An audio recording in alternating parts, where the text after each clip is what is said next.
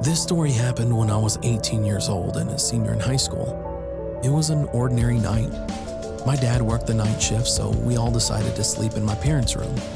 I was with my younger brother, who was 15 years old at the time, my younger sister, who was 11 years old, and my mom. My parents' room was a small, purple, square-shaped room, which also had a bathroom. The bathroom's door was across from the bed. My younger brother and I slept on my parents' bed while my mom and my younger sister slept on the floor. Before sleeping, we all had a short conversation, and after that, we went to sleep at 9 p.m. At 2 a.m., I was awakened by a strange sensation. As I opened my eyes, I had my eyes fixed on the bathroom door, which was cracked open. To my surprise, I noticed a black figure, which looked exactly like my younger brother. The figure stood there with his arms crossed, watching me. However, his eyes were shut. At that moment, I froze.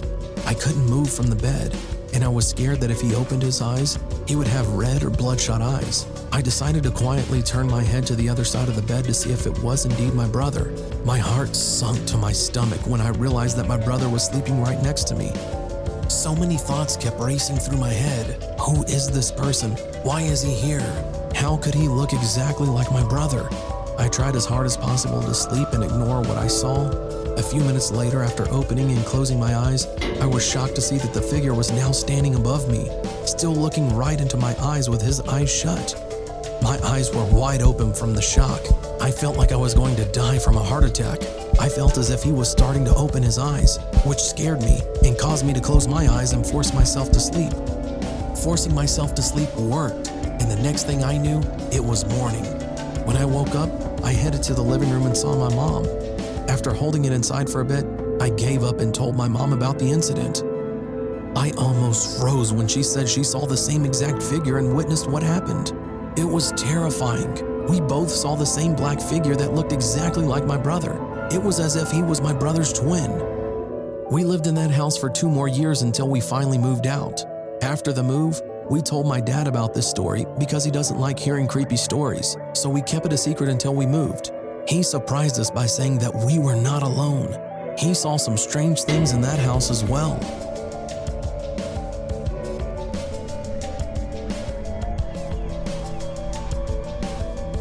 I'm 21 years old now. This happened to my uncle when I was around 9 years old.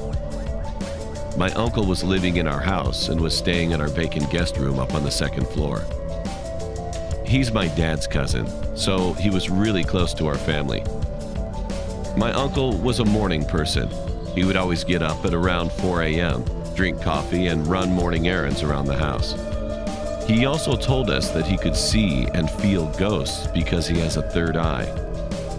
And to give you a little background on our house, it was the very first house that was built on our street. We could sometimes feel something moving around our house, especially at night, but we never really paid attention to it. One morning, my uncle woke up at his usual time, around 4 a.m.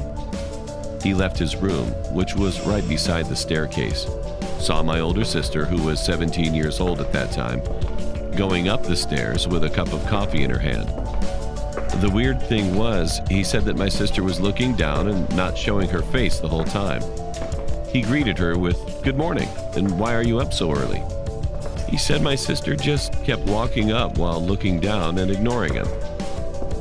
My uncle felt awkward as my sister just walked past him.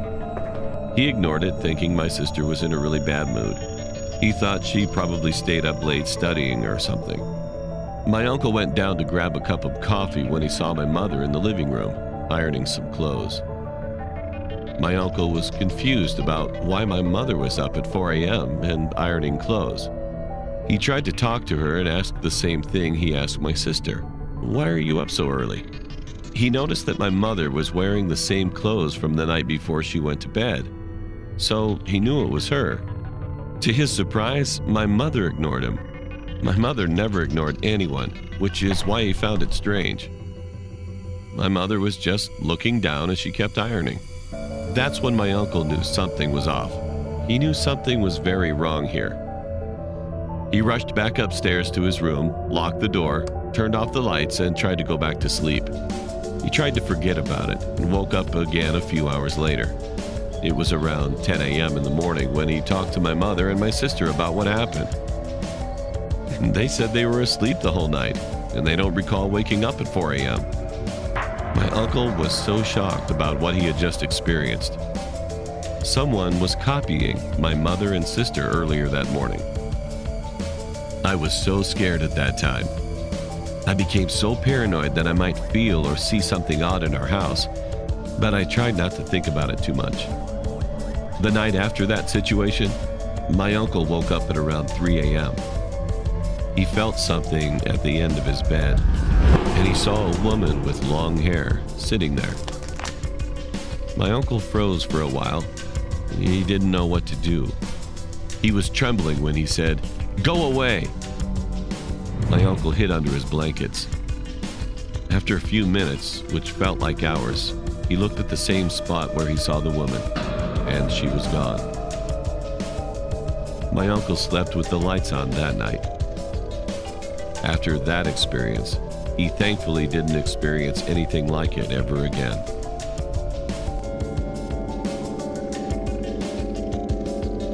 I experienced something in the summer of 2013 that still haunts me and continues to make me question my sanity.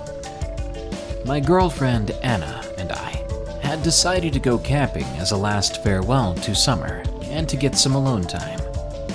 She'd be going back to college soon after, and I wouldn't see her as often. We'd been together for over 2 years then, and I was completely head over heels for her. I was even thinking about asking her the question. So on a weekend in early August, I packed up my camping gear, driving 45 minutes away to the park we often frequented. It was a nice park, thick with trees and wildlife, along with a small creek running through it. We knew the area well, since my friends and family had camped there since childhood. I sent a text to Anna after parking my car, letting her know that I'd made it, and I'd set up camp at our favorite spot. You see, Anna had been caring for her sick grandmother all summer, and her sister had finally agreed to watch her so that Anna could get away for a while.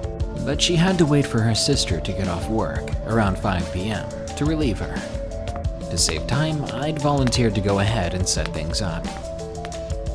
I trekked up the trail a bit, until I found the spot we always camped at. It was nice and level, and was right beside the creek. I immediately started setting up the tent. I wanted to get everything done fast, so Anna didn't have to help. 40 minutes later, I had it all set up. The tent, the sleeping bags, a little fire. Everything was organized and cozy. My phone suddenly buzzed. It was a text from Anna. "I have something to tell you," it read. Just as I began to text her back, I heard footsteps coming down the path. My body tensed up a bit, because you can never tell what kind of people you might run into out here. We had on a number of occasions met with a few drunks and the occasional rowdy teenager out here. But I soon relaxed as I saw Anna step out from behind the trees with a big grin on her face. I walked up and hugged her, scooping her up off the ground a bit to make her giggle. I set her back down and asked her what she had wanted to tell me. "I love you," was the reply I got from her as she planted a kiss on my cheek. Her voice, though, it sounded different, and her lips were chillingly cold. I asked her if she felt sick. She simply shrugged off the question and went to check out our campsite. I gave her a brief tour before I set about cooking the dinner. I made us each one of those pre-packaged camping meals that you add hot water to. It was pasta Alfredo, and I opened a bottle of red wine to go with it. We sat around the fire, eating, while I tried my best to entertain her with some funny stories. The sun was setting, and I was having a great time. I watched the shadows dance off of her and the surrounding trees. I listened to the gentle motion of the nearby creek.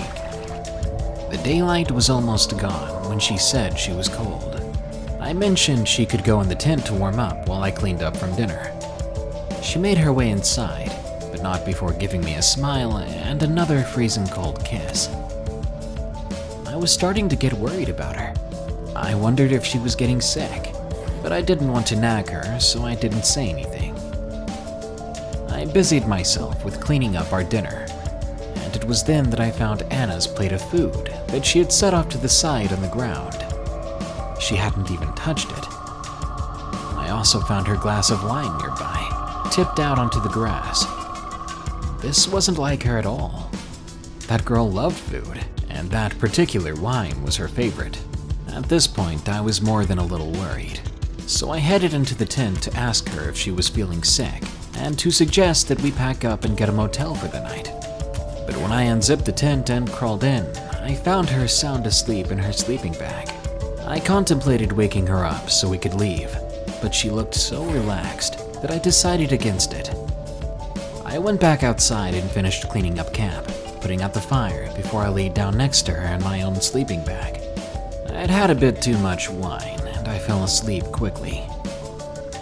Morning came soon enough and filled the tent with a soft glow as I listened to the birds singing outside. Anna was still sound asleep, so I decided to get up and start some breakfast.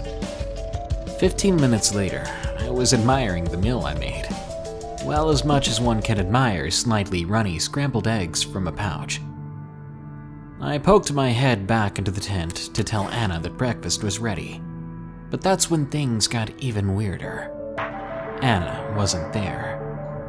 I didn't think it was likely that she could have left the tent without me seeing her, but maybe she had done so while my back was turned. I waited for a bit, figuring she stepped out when nature called. But 15 minutes passed, and I was starting to get worried. I walked to the edge of the campsite and called out for her, but there was no response. I walked to the trail and called out her name as I walked up and down the path each way, but still nothing. I went back to the campsite and checked the tent, but it was still empty. I searched for her belongings, but that's when I realized she hadn't brought a thing with her. I couldn't even remember her checking her phone last night, which she was in the habit of doing. She always checked her phone, always brought it with her in case her grandma needed her. That's when I grabbed my phone and decided to text her. I didn't have any signal, so I walked back up the trail a bit to the truck, where I knew the signal was good. That's when the text messages started flooding my screen. All of them were from Anna. My hands began to tremble as I read. "I have something to tell you." That was the text I saw earlier. I went on. "It's bad news. My grandma just passed away. Are you there? Can you meet me at Grandma's when you can? I can't go camping tonight, I'm sorry. We should reschedule." "Where are you?" "Fine, I'll be at my sister's house for the night. Call me when you can." My hands were shaking so violently that I dropped my phone. My mind reeled so fast that I had to fight to not pass out. I ran back to the campsite and searched it, but there was no evidence of Anna or anyone else being there. I checked the tent to look at her sleeping bag that had clearly been used last night. I even checked the garbage bag to confirm that there were, in fact, 2 plates from dinner last night, one with food still on it. I ran back to the truck and sent Anna a text because I didn't trust my voice not to tremble if I called her. I told her I got really sick last night and couldn't text her back. I apologized profusely and offered my condolences about the passing of her grandma.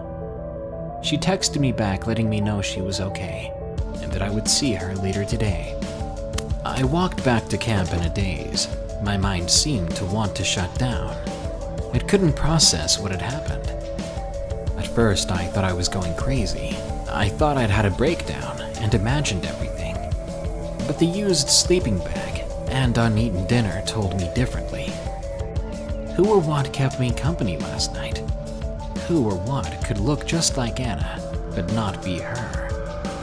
Had it been a ghost? A doppelganger?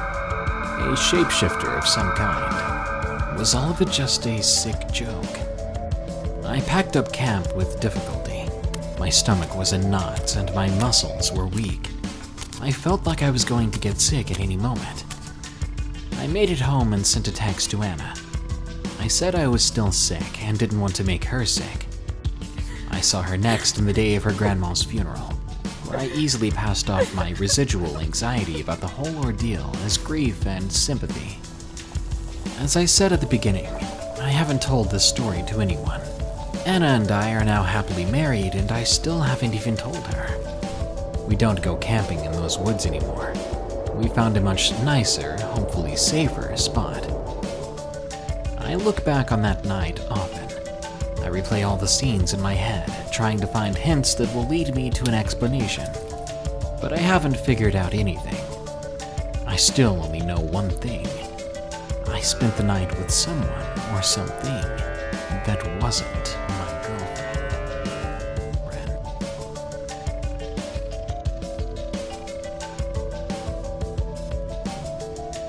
Hi, I don't really want to disclose my name, so you can just call me White Wolf. That's what everyone else called me as a child, anyway. I live in a small country town in the south, with lots of woods and deer nearby. I love nature and taking care of animals, so I often visit the woods behind my house to put out corn for the deer and tuna fish for the many stray cats that hung around the neighborhood. I used to be afraid of being in the woods alone as a child, but as I grew older, I also grew out of that fear. I also often wear a white hoodie and a pair of black dress pants, which allows many of the neighbors in the area to identify me on sight. They are always nice and kind to me because I'm kind to their animals, and they don't really make a fuss if they catch me so-called trespassing on their property, because I often have good reason to do so. I'm also often accompanied by my large dog, which will be important for you to know later. One day, my neighbor came over to me, asking me what I was doing in a part of the woods I never went into before, and if I needed help taking care of a new animal. I was confused and explained to her that I actually wasn't in that neck of the woods, and that I was actually home in bed sick that day. My neighbor was confused, but she shrugged it off and told me to have a nice day. I forgot about that interaction until a week later, when I went out to walk with my favorite cat in the woods. It was late in the evening. Actually, it was probably night now that I think about it. I was wearing my usual white hoodie and black pants, and walking by my side was my favorite cat. We were having a great time playing together when suddenly she stopped playing and quickly turned her head to face a tall growth of vines and trees on the other side of the creek. I suspected that she had just seen a coyote or one of my deer, so I got her attention and we walked off to where I usually left food for the other cats. I put out the bowl of food deeper in the woods, and I laughed when my cat tried to nuzzle my hand as I set out the food. Cut it out, I laughed. You silly cat. After I put out the food, I turned around to walk back home, but then I saw what my cat had initially seen earlier, what caused her to freeze. There, standing in front of the vines and trees, was a man who looked exactly like me. He had a similar pale complexion, dark shoulder-length hair, and a white hoodie and dark pants. He had black boots on, like the pair I was wearing, and beside him stood a tall, dark Doberman dog. He was just like me in every way, except his white hoodie was ripped up and stained with fresh blood. I grabbed my cat like a football and ran. I ran up the hill where my house was, but the man was still behind me. I was going to cry when a miracle happened. My mom came home in her car, and she caught the man in her headlights. She blew her horn as loudly as she could, scaring the man back into the woods instantly. I thanked her and put away my cat in my shed that night. If I were thinking, I would have called the police as soon as I got back in the house, but I was too scared to think straight, and instead went right to sleep. Now I only go in the woods during the day, and I keep my phone on me, just in case my doppelganger is waiting to replace me again. This happened just 4 days ago. My family and I were having lunch in the backyard. We have a big house because my grandparents, my parents, my aunts and uncles, and cousins live in one big house together. It was getting sunnier, and I didn't want my skin to become tanned. I was walking towards the backyard door as I wanted to grab a fitted sweater and a hat from my bedroom, when suddenly my 8-year-old cousin grabbed my arm, asking, "Can I come with you? I want to grab my mom's phone from the living room." And I nodded. 5 minutes later, I had changed my clothes and was waiting for my cousin when I heard her voice from the backyard. Maybe she didn't want to wait for me, I thought. I was about to go back outside when I heard a voice behind me. "Dear, don't you think you'll get too hot and sweat in what you're wearing?" I turned my head and saw my mom. "No, I'm fine as long as I don't get tanned," I said. Then I noticed something. She had different clothes on. My mom had been wearing pants and a t-shirt earlier. Now she was wearing a simple dress. I asked her, "Oh, why did you change your clothes?" She didn't answer me, but she turned around and walked toward the stairs. I found it weird at that time, and I glanced out the window, revealing my whole family in the backyard. My heart dropped when I saw my mom outside. If my mom was out there, then who was this woman here with me? Was she a doppelganger? Thoughts were running wildly through my head until the other mom spoke. "Come with me," she said. "Let me show you how to dress up properly." A weird smile plastered on her face. That's when I knew that she was not my real mom. She had no dimples. My real mom had dimples when she smiles. I acted normal so she wouldn't get suspicious. To be honest, I got really scared on the inside. I knew how to escape from this woman, though. Some say if you curse at a bad spirit, they will go away. It's a Filipino belief. So I yelled at her, "Shut up, woman!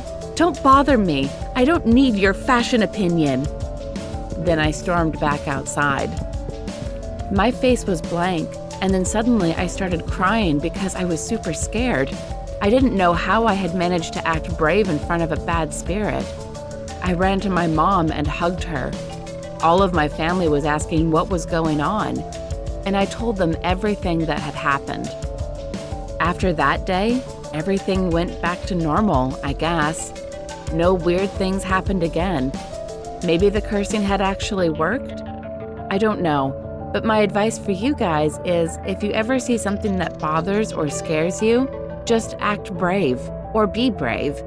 Or maybe curse at them. It might just work. This story happened a while ago when I was about 9 years old.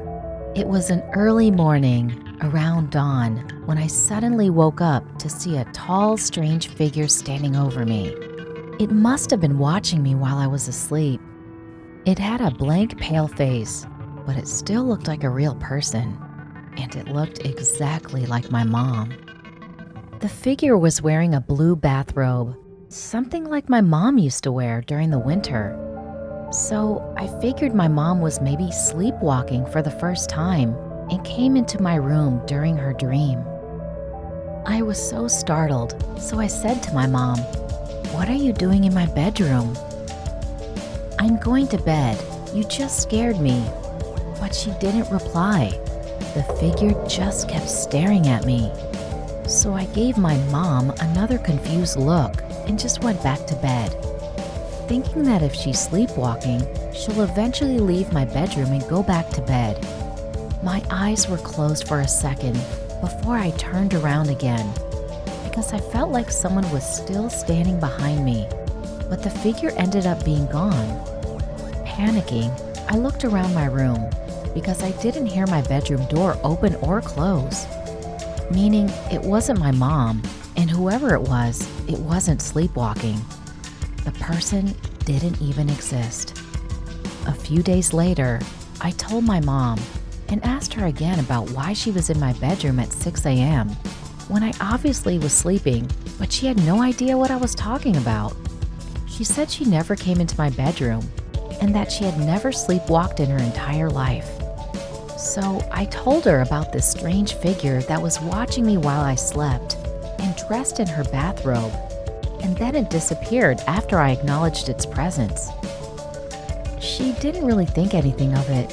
She just laughed it off and blamed it on my eyes must be getting tired. My mom always insisted that our home wasn't haunted or built on top of a historical ground. She's really spiritual, like into tarot card readings and psychics and manifestations. So she must not have wanted to give into the evil side. But that experience never left me. And my mom has now told me that I used to sit on our staircase and have conversations with the little boy and girl as a child. I've heard many stories about people supposedly talking to their family members, but they're really communicating with a demon in disguise. And I fully believe that the same thing happened to me that night.